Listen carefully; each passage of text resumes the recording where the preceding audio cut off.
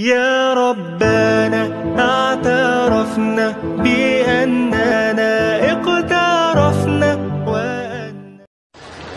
السلام عليكم ورحمة الله وبركاته.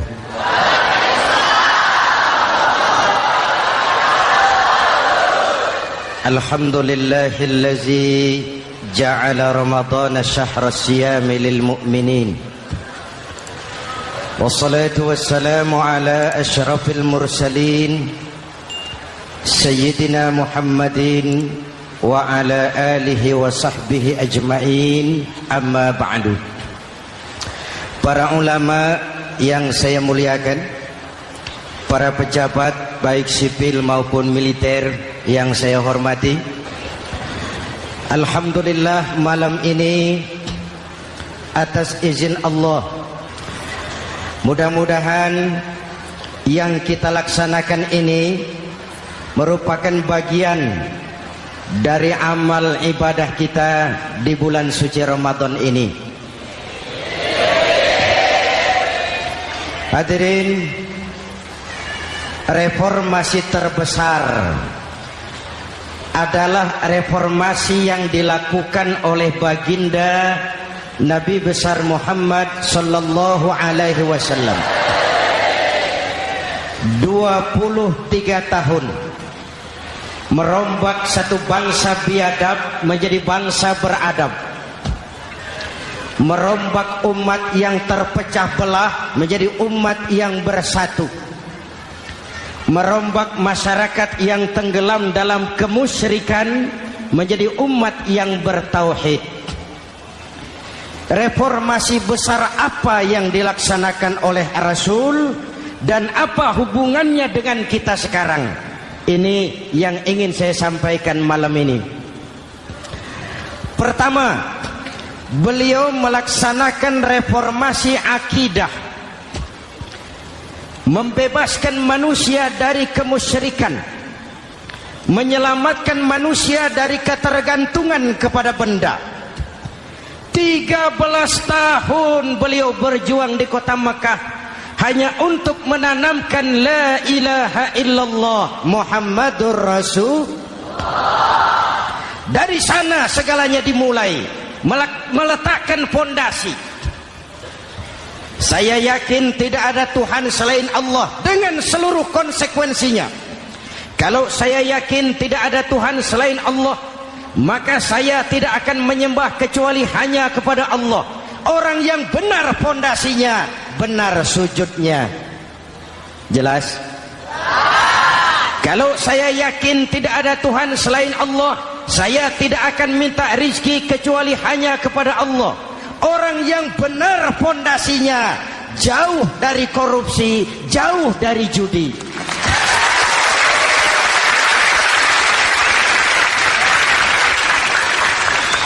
Kalau saya yakin tidak ada Tuhan selain Allah, saya tidak akan menggantungkan hidup kecuali hanya kepada Allah.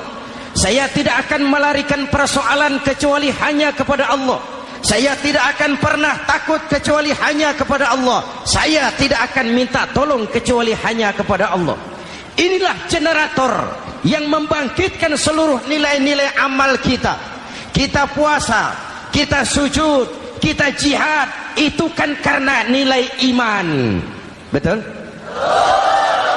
Imannya tidak kelihatan, yang kelihatan gejalanya.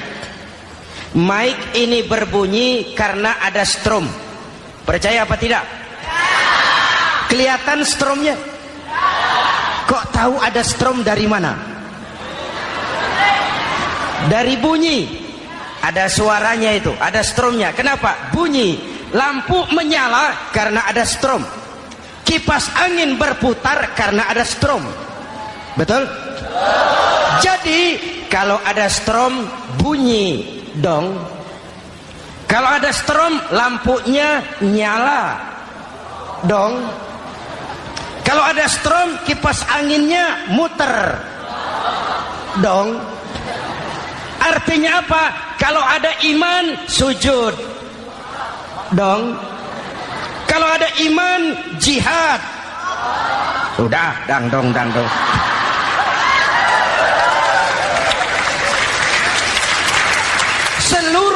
amaliyah kita hanya refleksi dari nilai-nilai keimanan. Maka dimulai dengan fondasi. Kalau fondasi kuat, apapun yang mau dibangun aman. Kalau fondasi rapuh, apa yang mau dibangun di atas fondasi yang rapuh? Karena itu, dengan tabligh akbar ini pesan pertama saya, mari jaga nilai-nilai iman kita. Kita masih bergelut dengan zaman susah. Judi kembali merebak. Narkoba meracuni remaja dan pemuda-pemudi kita. Padahal dua-duanya sumber segala macam kemaksiatan. Judi mendidik orang jadi malas. Dan sejarah belum pernah mencatat ada orang jadi kaya karena judi. Yang bangkrut, yang kere, yang melarat banyak.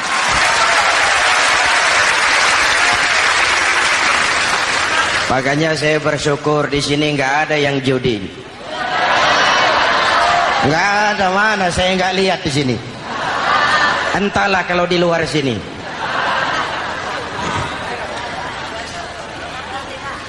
Judi itu penyakit. Kalahnya bikin penasaran, menangnya bikin ketagihan. Itulah penyakitnya. Makanya lebih baik makan singkong betulan daripada makan roti mimpi. Ayo, makan singkong betulan, makan roti mimpi. Lebih baik mana? Lebih baik makan roti betulan, Mas. Maksud saya uang 45.000 rupiah itu daripada belikan togel, daripada dibelikan pakong, daripada dibelikan macam-macam undian judi, lebih baik dibelikan beras, makan sama-sama. Hadirin yang saya hormati, karena iman kita hidup, untuk iman kita berjuang, dalam iman kita ingin kembali menghadap Allah Subhanahu. Dahulu pun orang-orang tua kita berjuang memerdekakan negeri tercinta ini. Apa faktor penggerak utamanya? Iman.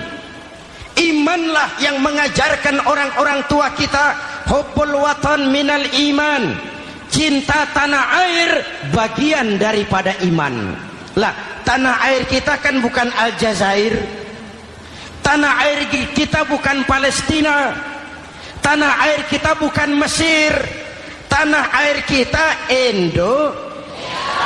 mencintai Indonesia bagian daripada iman. Yang datang menjajah kebetulan kafir.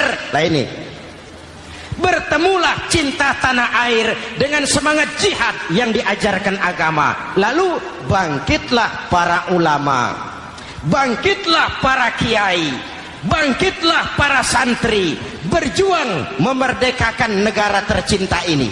Saya tanya lagi, orang-orang tua kita dahulu berjuang melawan penjajah, senjatanya apa? Bambu runcing. Jenderal mana mau taruhan? Bambu runcing merdeka melawan tank. Bambu runcing merdeka melawan meriam. Bambu runcing merdeka melawan tentara-tentara profesional yang terlatih dengan baik. Menurut logika tidak mungkin. Menurut kebiasaan tidak bisa. Menurut rasio impossible. Entoh nyatanya kita merdeka. Lalu para pendiri Indonesia dengan jujur mencantumkan dalam mukaddimah Undang-Undang Dasar Negara kita kalimat yang berbunyi, dengan berkat rahmat Allah yang Maha Kuasa. Ada tidak itu dalam pembukaan Undang-Undang Dasar? Ada apa tidak? Pokoknya biar belum pernah baca, ada, gitu saja sudah. Ya, biar lancar urusan.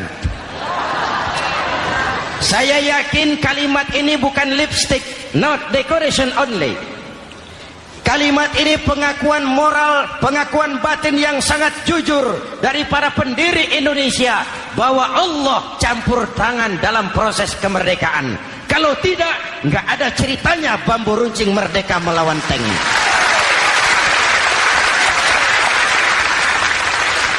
Kalau dulu iman untuk merebut kemerdekaan, sekarang iman untuk mengisi kemerdekaan. Betul? Betul? Karena itu jaga nilai-nilai iman. Jangan tidur. kita sudah berhasil melaksanakan pemilu. Sidang umum MPR sudah digelar. Pemerintahan baru sudah terbentuk. Itu kita pilih bersama. Kita dukung bersama. Mendukung itu tidak harus selalu iya. Kula nuwun semohon dawuh kumaha juragan wae oke bos. Mendukung tidak harus selalu iya. Mendukung juga memberikan saran, kritik, perbaikan. Kenapa? Di mana-mana di dunia ini kekuasaan cenderung mau menang sendiri. Kekuasaan cenderung untuk korup. Karena itu kalau kita cinta kepada pemerintah, kita harus mengawasi jalannya pemerintahan kita ini.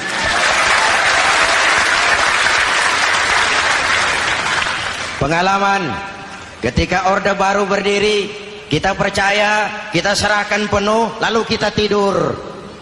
Akhirnya kita jadi susah sendiri. Betul?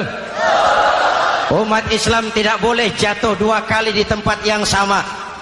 Hari ini lewat sini jatuh wajar, belum tahu barangkali. Besok lewat sini lagi jatuh lagi, goblok tenan gitu. Masa jatuh 2 kali di tempat yang sama itu bagaimana? Hadirin yang saya hormati, nilai-nilai iman, intan paling mahal, mutiara paling berharga, tidak lain nilai iman.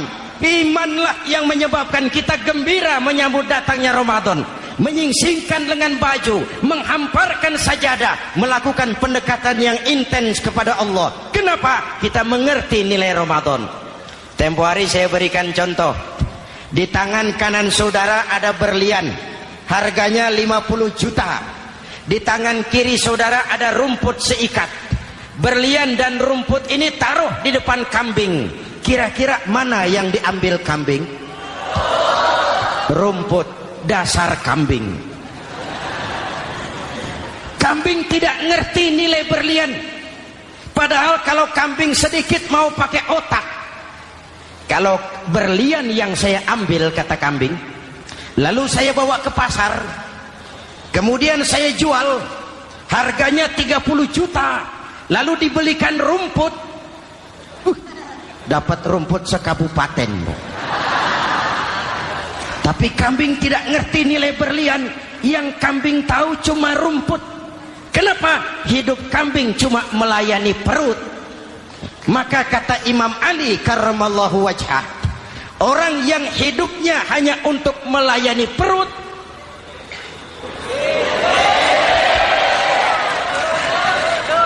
saudara yang ngomong ya, tanggung jawab.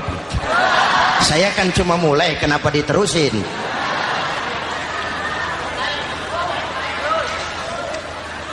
Hadirin yang saya hormati, jaga iman baik-baik, wariskan kepada anak-anak kita. Mereka harapan kita semua.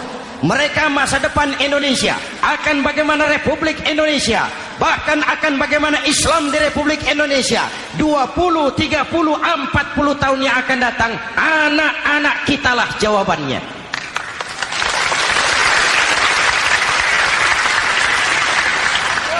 Mereka mau jadi apa, persilahkan, asal iman merupakan landasan hidupnya. Anak-anak kita boleh jadi jenderal, asal jenderal beriman. Boleh jadi pejabat, pejabat beriman. Jadi pengusaha, pengusaha beriman. Kalau iman landasannya, aman. Jadi pengusaha, pengusaha beriman, insya Allah timbangannya tidak curang, ekonomi lancar, masyarakat tenang. Jadi petani, petani beriman, insya Allah tidak menggarap tanah yang bukan miliknya.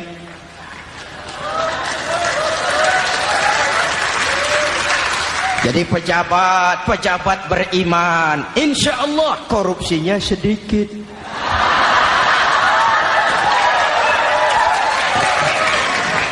Jadi jenderal, jenderal beriman, insya Allah berjuangnya bersama ulama, bukan nangkepi ulama.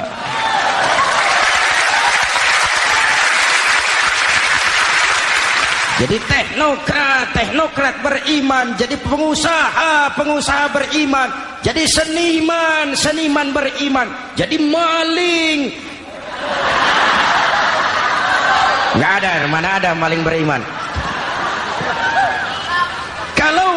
aman landasannya, insya Allah aman. Ini yang pertama. Yang kedua, baginda Nabi melaksanakan reformasi sosial. Berupa apa? Membebaskan manusia dari ras diskriminasi, mengikat manusia dengan tali akidah. Diciptakan kita dari laki-laki dan perempuan, dijadikan kita bersuku-suku dan berbangsa-bangsa. Bahkan Quran memulai dengan kalimat syu'ub, wa ja'alnakum syu'uban wa qabaila. Kami jadikan kamu berbangsa-bangsa dan bersuku-suku agar kamu saling mengenal satu dengan yang lain. Saya ingin mengulangi imbauan saya, mari kita tingkatkan kerukunan. 3 macam kerukunan. Pertama, rukun antar umat seagama. Sesama muslim harus rukun. Ya Pak? Ya Bu?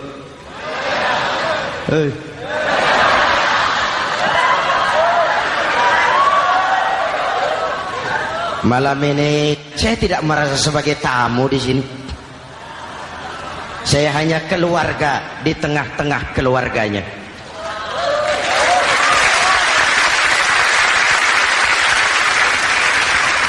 Di sepanjang Jawakah saya, ke Sumatera saya, ke Kalimantan saya, ke Sulawesi saya, ke Irian Jaya saya, kemana saja saya pergi, di mana saja saya berada, saya hanya keluarga di tengah keluarganya.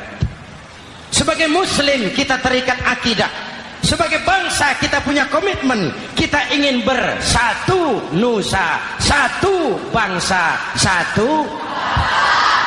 Inilah kita. Hadirin yang saya hormati, rukun antar umat seagama. Hura-hura pemilu sudah lewat, ekses-eksesnya harus kita hilangkan. Boleh jadi kemarin-kemarin karena berbeda kaos sama teman gak teguran. Yang sudah-sudah, yang penting sekarang ke depan. Sudah capek kita rakyat diobok-obok. Sudah datang saatnya kita meluruskan saf, merapatkan barisan, menggalang semangat kebersamaan. Rukun antar umat seagama. Begitulah malam ini saya hadir di tengah keluarga sendiri. Yang mengikat kita apa? Akidah. Di masjid kita ditemukan, dan inilah simbol kehidupan umat. Tadi kita sholat isya dan tarawih di sini, menghadap ke arah yang sama, menyembah Allah Tuhan yang sama, melakukan gerak yang sama, membaca bacaan yang sama, dengan bahasa yang sama. Betul? Tapi kita datang dari segala penjuru. Kita datang dari sebelah lor, sebelah kidul, sebelah wetan, sebelah kulon. Di sini di masjid ini kita menghadap ke arah yang sama. Kita yang hadir di sini boleh jadi ada yang dari Sumatera, Kalimantan, Sulawesi, Irian Jaya, tapi kita adalah Indonesia. Jelas? Jelas? Saya sering kasih contoh, coba kalau sholat pakai bahasa masing-masing, ramai masjid, bingung malaikat. Ini Indonesia ramai karena tiap provinsi sholat pakai bahasa masing-masing. Kalau Riau bicara sendiri, Ambon bicara sendiri, Aceh bicara sendiri, Irian bicara sendiri, ramai masjid. Jelas? Jelas? Yang imam pakai bahasa Indonesia, takbir, Tuhan yang maha besar. Gagah sekali, bingung malaikat. Kembali kita kalau sholat pakai bahasa masing-masing. Betapa ramainya masjid. Itu cermin dari bangsa yang tidak bisa menjaga kesatuan dan persatuan. Uni Soviet almarhum Al-Mal'un itu negara adidaya, negara adikuasa, bersama-sama dengan Amerika menjadi polisi dunia. Tetapi kemudian dihantam oleh glasnost yang kebablasan. Gorbachev terpental, Soviet pecah jadi negara kecil berkeping-keping. mimpi mengembalikan Soviet seperti dulu. Begitulah kalau kita biarkan benih-benih disintegrasi ini terus berkembang, tidak ada lem perekat, maka kita akan pecah berkeping-keping dan kita akan jadi satu bangsa yang kecil. Oleh karena itu, yang pertama, jaga kerukunan antar umat seagama. Berbeda pendapat boleh, berpecah belah jangan. Berbeda partai oke, tapi berbeda dalam wawasan bernegara jangan. Jujur saja, saya kemarin musim pemilu itu sudah agak pesimis melihat, batin saya menjerit, ya Allah, kenapa umat jadi begini? Kenapa umat harus terkotak-kotak? Terlalu banyak partai-partai Islam waktu itu, 20 lebih. Begitu sidang umum MPR berjalan, saya mulai melihat titik optimisme. Ada yang mengkristal, di mana orang tidak lagi melihat partainya, tetapi melihat nilai-nilai imannya. Itulah yang memang utama buat kita.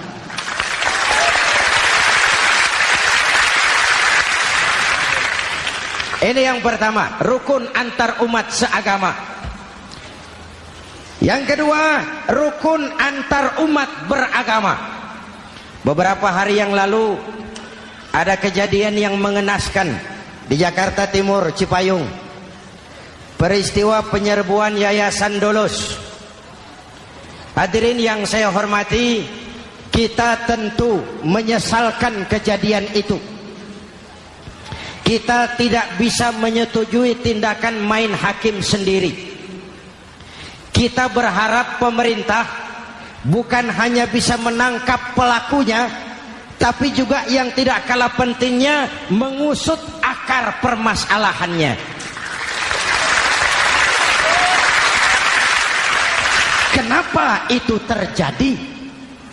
Kalau cuma pelakunya yang ditangkap, akar permasalahannya tidak selesai, saya khawatir terulang lagi di tempat lain. Inilah yang terpenting, menjaga kerukunan antar umat beragama, saling menghormati, saling menghargai. Jangan melakukan kamuflase, jangan melakukan tindakan-tindakan yang rawan dan peka. Misalnya umat Islam membangun masjid di tengah perkampungan orang Kristen, padahal tidak ada Islamnya di situ. Itu bisa menimbulkan kerawanan. Atau sebaliknya, membangun gereja di tengah perkampungan umat Islam yang tidak ada Kristennya di situ.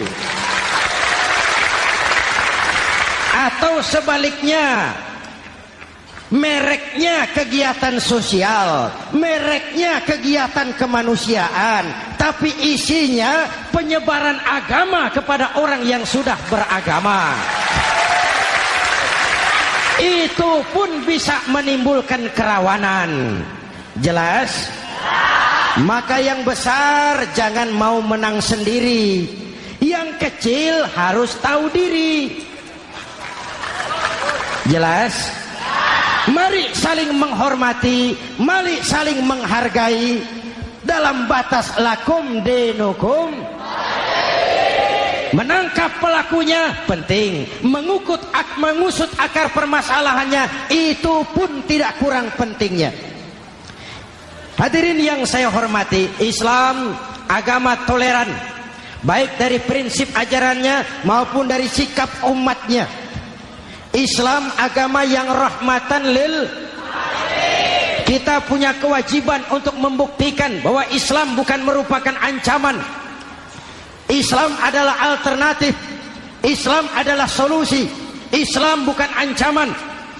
Yang hadir di sini bukan perusuh, bukan umat biang kerok. Ini umat yang cinta damai.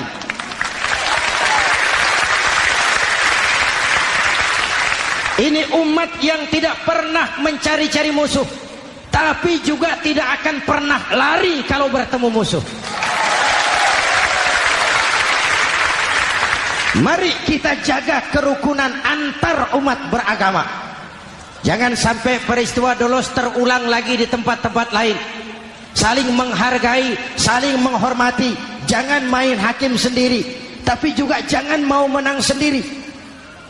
Hadirin yang saya hormati, dengan menjaga kerukunan antar umat beragama, akar keutuhan kita sebagai bangsa semakin terpelihara.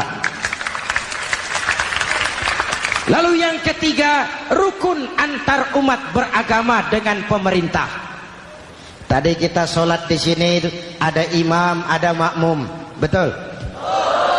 Kalau makmum siapa saja boleh, Mas. Tidak ada pemilihan makmum. Fikih itu ketat kalau sudah memilih imam. Nih makmum siapa saja. Pak, itu orang pemabuk itu, boleh jadi makmum. Suka mencuri, Pak, boleh jadi makmum. Bacaannya tidak fasih, boleh jadi makmum. Ketinggalan 1 rakaat, boleh jadi makmum. Tapi tidak tiap orang boleh jadi imam. Kenapa? Imam mau mimpin orang banyak. Kalau dia bodoh, bagaimana nasib makmumnya?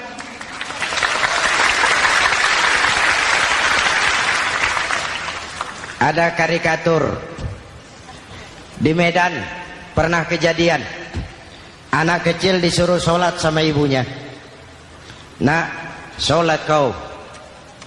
Ah, aku tak pandai sholat, mak. Si Ucok rupanya ini. Kata ibunya, sudahlah, kau ikuti saja bapakmu tuh. Apa yang bapak mau kerjakan, kau ikuti sajalah. Jadilah, mak, kalau ikut saja bisa laku. Berangkatlah anak ini kan, sholat di belakang bapaknya, jadi makmum. Sholat di balai bambu, tidak pakai tikar. Bangun sujud, hidung bapaknya terjepit bambu. Karena sakit dan kaget, refleks bapak ini teriak, aduh. Anak di belakang ingat pesan emaknya, ikuti saja bapakmu. Si anak ini malah pakai irama, aduh.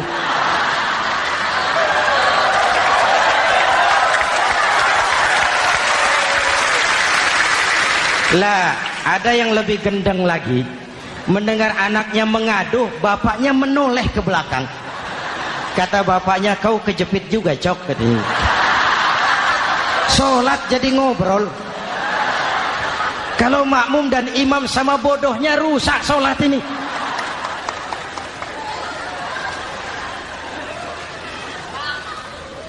Hadirin yang saya hormati, rukun antar umat beragama dengan pemerintah, pemerintah yang legitimate, yang dihasilkan lewat proses demokrasi. Benarnya kita dukung, salahnya kita tegur, kita kritik, kita perbaiki, kita berikan saran-saran yang baik. Sekali lagi, jangan tidur. Sudah lewat masanya. Kemarin-kemarin kita menghadapi satu masa yang penuh krusial. Sudah datang saatnya kita bersama-sama bahu-membahu mengatasi kesulitan besar yang tengah kita hadapi sekarang ini. Dengan 3 kerukunan ini, insya Allah keutuhan kita sebagai bangsa akan lebih terpelihara. Ini reformasi kedua. Dalam konteks kita sekarang, menjaga semangat kebersamaan.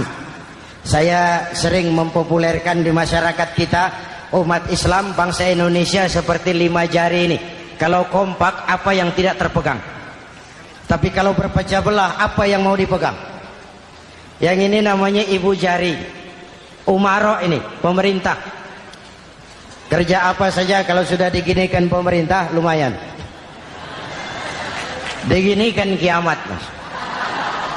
Legalitas. Umaro. Yang ini telunjuk, alat untuk menunjuk. Ini orang yang punya uang, orang kaya, para pengusaha, investor. Kita perlu untuk memulihkan roda perekonomian kita. Di mana-mana kalau orang sugih nunjuk, lancar urusan, Pak. Coba kita yang melarat nunjuk-nunjuk ini, nggak laku, Pak. Makanya kata orang, serba salah jadi orang susah, tapi lebih susah jadi orang serba salah. Serba salah jadi orang susah, tapi lebih susah jadi orang serba salah. Telunjuk. Yang ini jari tengah lah ini, di tengah dia, ke kanan tidak, ke kiri tidak. milik semua golongan ini, netral. Siapa ini? TNI. Siapa ini? Cendekiawan. Siapa ini? Ulama idealnya ini. Milik semua, tidak kemana-mana tapi ada di mana-mana. Nggak bisa diajak suitan ini. Nggak ada anak-anak main kelereng suitnya begitu, itu nggak ada.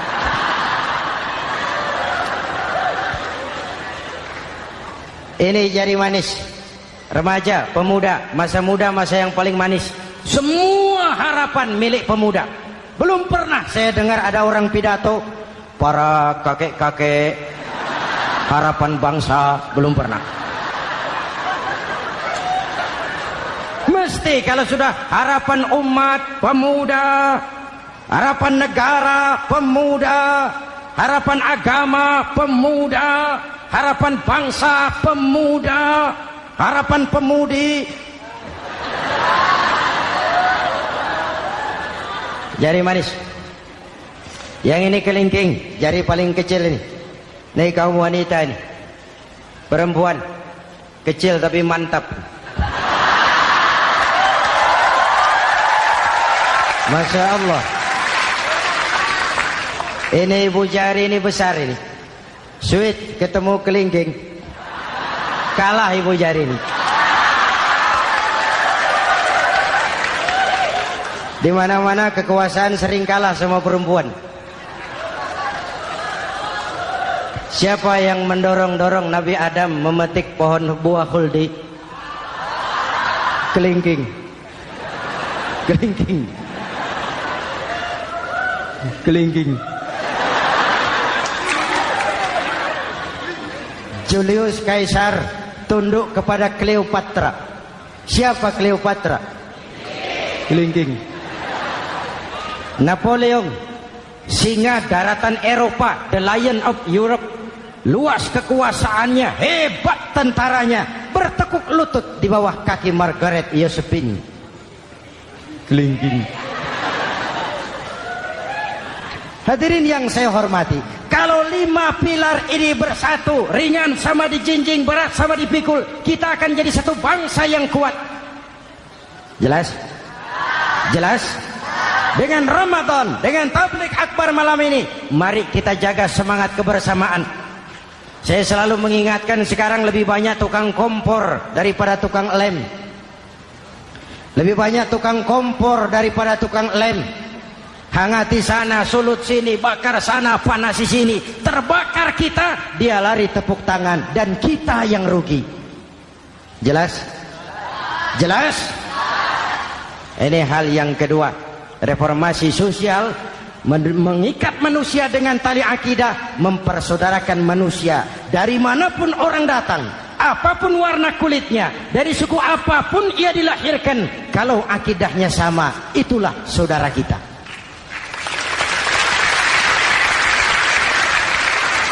Kembangkan terus kerukunan antar umat seagama, antar umat beragama, dan antar umat beragama dengan pemerintah. Muslim bagaikan satu tubuh. Jikalau yang satu sakit, yang lain ikut merasakan sakit. Muslim bagaikan sebuah bangunan, yang satu sama lain harus saling memperkuat. Ada yang jadi tiang, tentu. Ada yang jadi pintu, memang. Ada yang jadi genteng, iya. Tapi satu sama lain harus saling memperkuat. Tidak bisa genteng ngomong sama tiang. Kata genteng, saudara tiang, kamu sih enak. Saya setengah mati, kata genteng. Hujan kehujanan, panas kepanasan, kadang-kadang anak-anak nakal saya dilontari batu, kata genteng. Yang jadi tiang ngomong lagi, kata tiang, saudara genteng, jangan sembarangan kalau ngomong. Kamu kira kamu bisa nongkrong di atas? Itu gara-gara siapa, genteng? Aku yang topang dari bawah, kata tiang. Kamu jadi anggota DPR, jadi anggota MPR, jadi pejabat, kami rakyat yang angkat.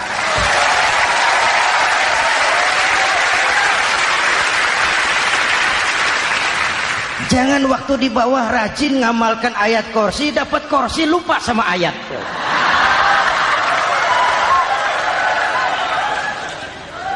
Mari ringan sama kita jinjing, berat sama kita pikul, duduk ya kita sama rendah, berdiri kita sama tegak. Tidak ada warga negara kelas 1 di Republik ini.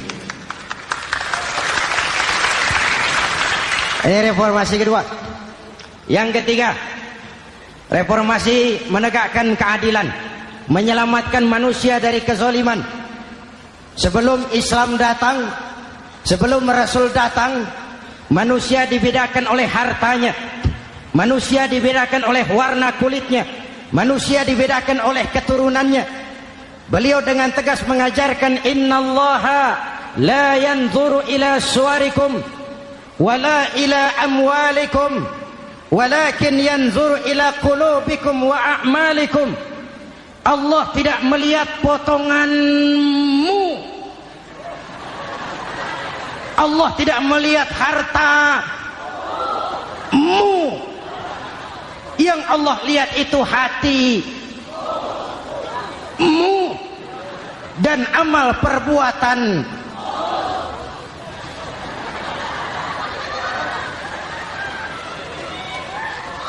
Perjuangan menegakkan keadilan.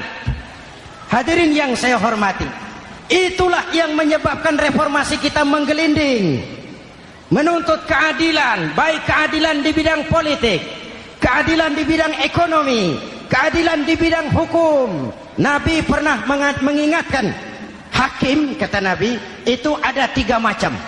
Al-qudatu salasatun. Hakim ada 3 macam. 1 di surga, 2 di neraka. Hadirin yang saya hormati, siapa yang hakim ke surga itu? Ada hakim yang tahu tentang kebenaran, lalu siap melaksanakan kebenaran itu, menghukum dengan kebenaran apapun resikonya, walaupun dimusuhi atasannya, walaupun bertentangan dengan nuraninya, karena itu orang yang dia sukai, tapi dia tetap melaksanakan hukum. Hakim yang mengerti tentang kebenaran sesuatu lalu melaksanakan hukum dengan kebenaran itu yang akan sampai ke surga.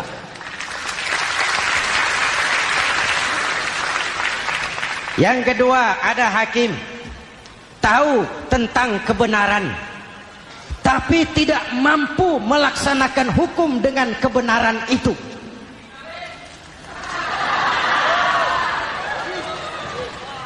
Tahu sesuatu itu benar tetapi tidak punya nurani untuk membela kebenaran, mengetahui kebenaran tapi tidak berdaya untuk memperjuangkan kebenaran.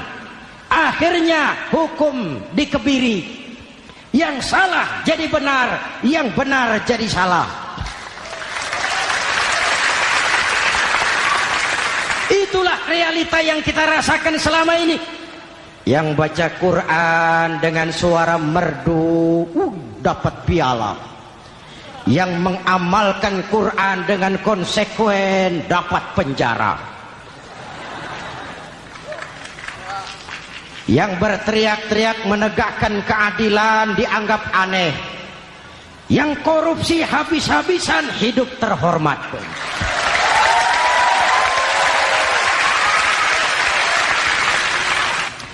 Jadi yang kedua tadi hakim yang tahu kebenaran tetapi tidak mampu melaksanakan hukum sesuai dengan kebenaran. Diperkosanya kebenaran, ditekannya hati nuraninya, sehingga ini yang mengakibatkan terlukanya perasaan keadilan. Yang ketiga lebih celaka lagi, ada hakim yang tidak mengerti tentang kebenaran lalu melaksanakan hukum dalam ketidakmengertiannya. Bodoh melaksanakan hukum dalam kebodohan, itu pun menyebabkan orang masuk neraka. Na'udzubillah. Hadirin yang saya hormati, reformasi yang dilaksanakan Rasul berjuang menegakkan keadilan setelah membebaskan manusia dari ras diskriminasi. An-nas kulluhum li Adam wa Adam min turab, la fadla li arabiyyin ala ajamiyyin illa bittaqwa. Seluruh manusia berasal dari Adam. Adam diciptakan dari tanah, dan tidak ada kelebihan Arab dengan yang bukan Arab kecuali dengan takwanya. Nah, saya masih ingat sebuah cerita. Mau dengar? Mau dengar? Pada waktu Umar bin Khattab radhiyallahu anhu menjadi khalifah, menjadi Amirul Mukminin, itu yang jadi gubernur di Mesir adalah Amr bin As. Satu saat Amr bin As ingin mendirikan masjid, tapi tanah lokasi masjid itu milik orang Yahudi. Ada gubuk di situ. Dipanggil Yahudi ini oleh Amr bin As. Saudara Yahudi, iya. Itu rumahmu ya? Iya. Sudah tahu belum? Belum. Ya memang saya belum kasih tahu. Begini, kamu bangun sembarangan saja. Rumahmu kena jalur hijau itu. Lalu saya mau bangun masjid di situ. Ya tapi ada rumah saya, Pak. Sudahlah, rumahmu saya bayar, saya beli. Enggak mau, Pak. Rumah saya cuma itu-itunya. Saya bayar 2 kali lipat. Enggak mau, Pak. Enggak mau. Sudahlah, saya ganti rugi. Ya, enggak mau, Pak. Namanya juga ganti rugi, Pak. Biar digantikan tetap rugi. Mangkel Amr bin As ini wong cilik kok bertingkah amat. Si amat aja nggak bertingkah. Panggil kamtib. Hei, gusur. Ditarik rumah Yahudi ini, ambrol. Menitiskan air mata si Yahudi di sudut kehidupan. Begini wong cilik ini sudah jatuh tertimpa tangga. Rumah cuma sak gubuk-gubuknya diderek oleh petugas. Pikir-pikir Amr bin As kan cuma gubernur, di atasnya kan masih ada khalifah Umar bin Khattab. Saya mau lapor ke pusat. Berangkat Yahudi ini dari Mesir menuju Madinah. Berhari-hari berjalan, sambil jalan sambil berpikir, ini nanti kalau saya laporan kepada khalifah, apa pengaduan saya diterima? Wong saya rakyat kecil, lagian Yahudi. Sementara yang menggusur saya ini gubernurnya sendiri. Terus dia berjalan sampai di kota Madinah. Lewat tengah hari dia mulai cari-cari. Ada orang, ketemu orang sedang tidur di bawah pohon kurma. Selamat siang, Pak. Siang. Saya mau numpang tanya, Pak. Tanya apa? Bapak tahu Khalifah Umar bin Khattab? Tahu. Istananya di mana, Pak? Istananya di atas lumpur. Di atas lumpur? Iya. Pakaian kebesarannya apa, Pak? Sutra? Bukan. Pakaian kebesarannya malu dan takwa. Pengawalnya banyak, Pak? Banyak. Berapa peleton? Pengawalnya yatim, orang jompo, kelompok mustad'afin, orang-orang lemah, janda-janda tua.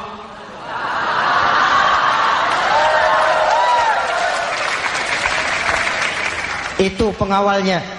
Pakaian kebesarannya malu dan takwa. Pengawalnya orang-orang lemah tidak berdaya. Kok begitu, Pak? Begitulah Umar bin Khattab. Orangnya sekarang di mana, Pak? Di depan kamu. Jadi Bapak, iya. Bapak, iya. Saya Umar. Ada apa, Mas? Oh, yang datang dari Semarang waktu itu. Gini loh, Pak, saya mau menuntut keadilan. Keadilan kenapa? Gubernur Bapak Amr bin As itu, Pak, zolim. Kenapa dia? Gubuk saya main tarik saja, runtuh. Saya nggak punya rumah lagi, wong saya ini golongan makmur, cuma rumah sama sumur.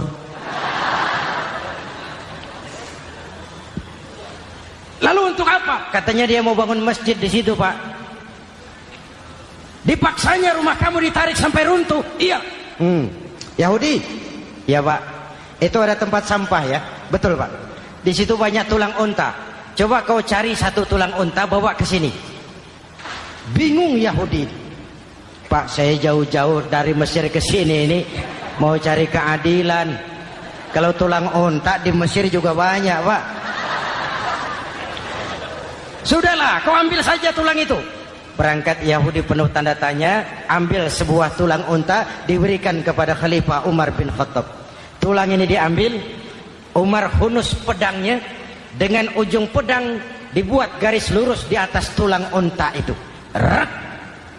Selesai. Yahudi, iya Pak, sekarang kau kembali ke Mesir, serahkan tulang ini kepada Umar bin Amr bin As.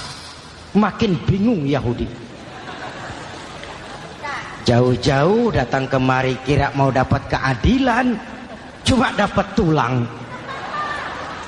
Ya sudahlah, namanya wong cilik. Berangkat dia pulang ke Mesir. Berhari-hari sampai di Mesir. Pak Gubernur, ya lapor. Ada apa Yahudi? Saya dari pusat. Loh, kamu dari Madinah? Iya Pak. Ngapain sih kamu ke sana-sana? Nuntut keadilan. Kamu bertemu Khalifah? Ketemu Pak. Terus tulang.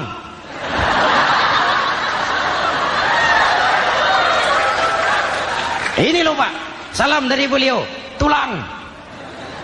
Apa maksudnya? Aku nggak ngerti lah itu Pak. Yes, go rene. Diambil tulang itu. Amr bin As melihat ada garis lurus dengan ujung pedang. Gemetar badannya, keringat bercucuran.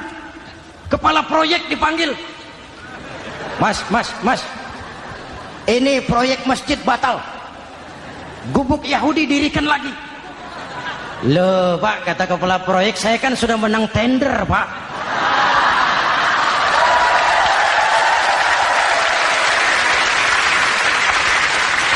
Wes, nggak ada urusan. Sampean mau menang mau kalah tender, proyek batal. Itu gubuknya Yahudi dirikan lagi. Yahudi makin bingung. Ada gubernur dapat tulang gemeter. Pak Gob, ya. Sebenarnya apa yang terjadi? Apa-apa? Kamu sedikit-sedikit main pusat.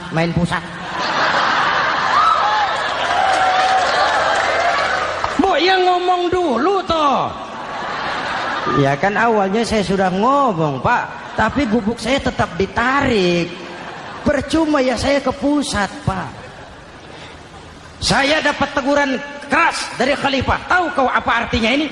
Seolah beliau berkata, "Hei Amr bin As, jangan mentang-mentang sedang berkuasa kau bertindak seenakmu. Berlaku lurus dan adillah kamu seperti lurusnya garis di atas tulang ini."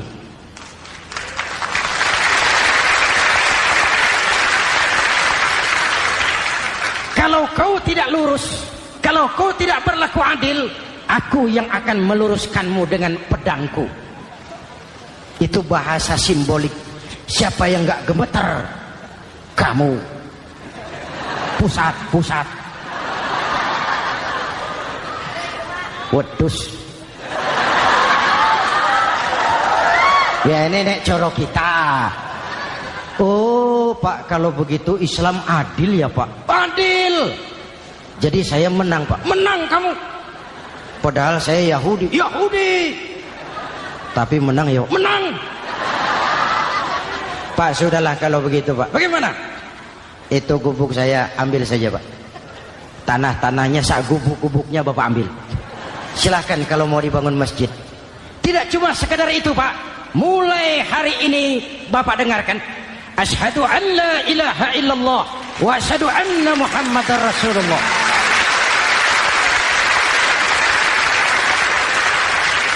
Yahudi bisa menang perkara menghadapi gubernur. Kalau ini terjadi di Indonesia,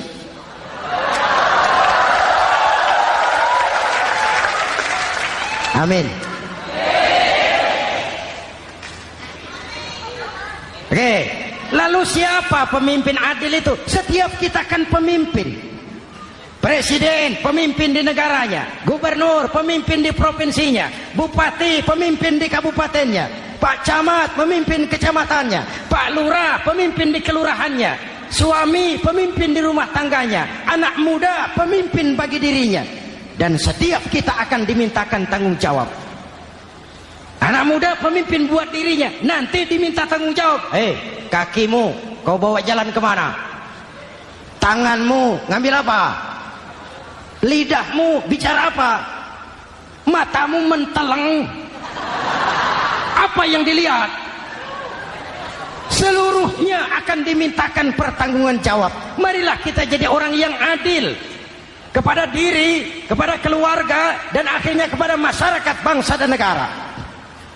Hadirin yang saya hormati, satu ayat yang sering dibaca pada akhir khutbah khatib Jumat, innallaha ya'muru bil adli wal ihsan. Allah memerintahkan kamu berlaku adil dan berbuat ihsan. Tidak sekadar adil tapi ihsan. Ihsan nilainya lebih tinggi dari adil. Contoh, nak, tolong taruh telur itu di pinggir meja. Anak yang adil apa adanya, ditaruh telur di pinggir meja. Anak yang ihsan lain.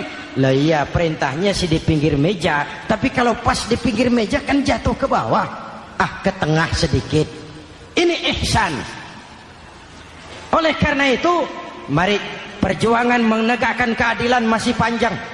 Jalannya tidak lurus bertabur bunga, menanjak, menurun, banyak onak dan duri. Namun seperti yang dikatakan seorang tokoh, masih Napoleon, kalau ada 1000 orang penegak keadilan, saya satu dari yang 1000 itu. Kalau ada 100 penegak keadilan, saya juga satu dari yang 100 itu. Kalau ada 10 orang menegakkan keadilan, saya juga satu dari yang 10 itu.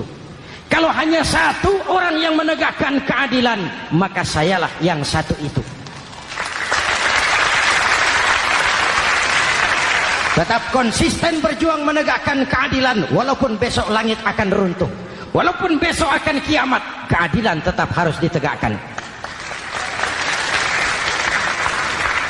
Ini reformasi yang ketiga, menegakkan keadilan, mengayomi masyarakat dengan hukum yang tegas. Dan Rasul menjadi contoh. Ini yang hebat. Misalnya beliau berkata, wallazi nafsi biyadih, law anna Fatimah binti Muhammadin sarqat laqata'a Muhammadun yadaha. Demi Allah, andai kata Fatimah putri Muhammad mencuri, jangan orang lain, Muhammad sendiri yang akan memotong tangannya. Hukum berwibawa, masyarakat terlindungi. Kenapa? Nabi jadi contoh. Jelas? Beliau mengajarkan orang beramal. Kepada putrinya beliau mengatakan apa? I'mali ya Fatimah, i'mali fa inni la ughni anki minallahi syai'a. Fatimah, beramal kau. Fatimah, beramal kau. Fatimah, sholat kau. Fatimah, puasa kau. Fatimah, zakat kau. Fatimah, haji kau. Kalau kau tidak beramal Fatimah, aku ayahmu Rasulullah tidak akan sanggup membelamu di akhirat nanti. Ini keadilan. Tidak mentang-mentang putri kesayangan Nabi lalu sudah Fatimah kamu nggak sholat nggak apa-apa, nanti di akhirat ada papi. Jauh dari semangat nepotisme. Putri beliau sendiri ditekankan, i'mali ya Fatimah fa inni la ughni anki minallahi syai'a. Beramal kau Fatimah, kalau kau tidak beramal, aku ayahmu tidak akan sanggup membela kamu di akhirat nanti. Inilah inti dari nilai keadilan. Jauh dari nepotisme, apalagi kolusi. Hadirin yang saya hormati, lalu saya masuk kepada yang keempat. Reformasi keempat yang dilaksanakan oleh baginda Rasul, menyelamatkan manusia dari gaya hidup sekuler, menyelamatkan manusia dari gaya hidup materialis, mengajarkan keseimbangan. Ada hidup sesudah mati, ada akhirat sesudah dunia. Betul? Betul? Kalau saja tidak ada hidup sesudah mati, kalau saja tidak ada akhirat sesudah dunia, persilahkan hiduplah saenae, nek perlu saenae udelmu dewe. Sayang. Ada hidup sesudah mati, ada akhirat sesudah dunia. Ini semua calon-calon jenazah.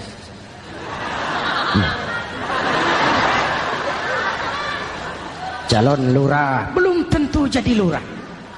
Calon gubernur, yang antri panjang. Calon menteri, mimpi. Calon jenazah, pasti. Betul? Karena ada hidup sesudah mati, ada akhirat sesudah dunia. Ini jadi rem.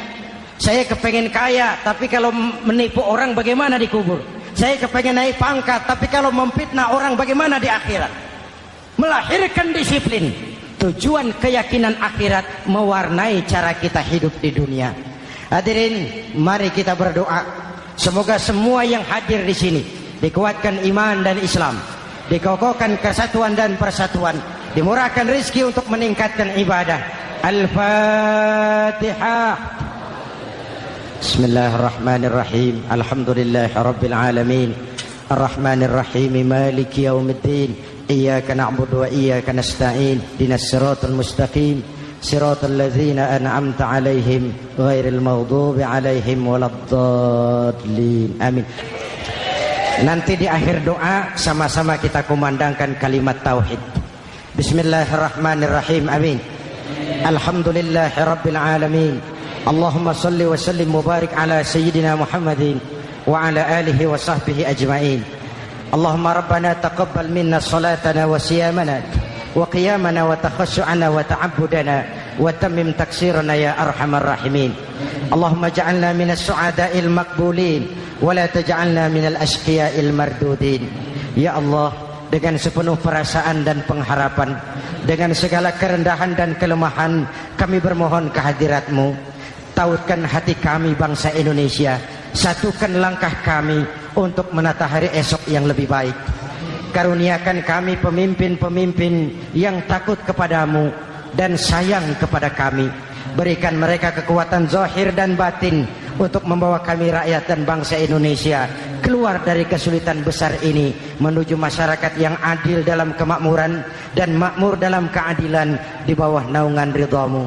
Ya Allah, selamatkan kami dari perpecahan, selamatkan kami dari pertikaian, selamatkan kami dari bahaya kemunkaran dan kezaliman. Rabbana hab lana min azwajina wa dhurriyyatina qurrata a'yun waj'alna lil muttaqina imama. Afdalu ma qultuhu ana wan nabiyyuna min qabli. La ilaha illallah.